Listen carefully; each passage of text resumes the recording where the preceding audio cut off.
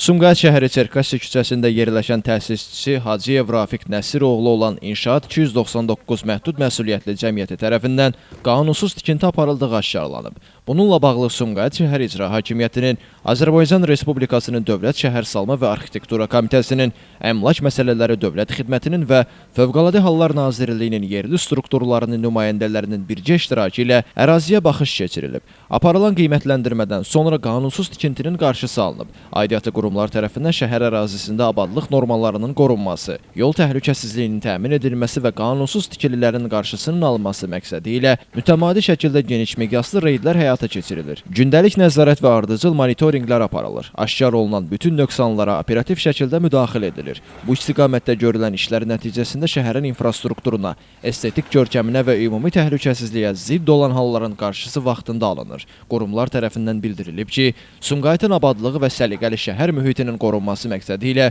bu cür reydlər gələcəkdə də intensiv qaydada davam etdiriləcək. Elvin Qudrətov, Şəmistan Fikrətli, Elbrus İsmailov, Bugün informasiya proqramı üçün.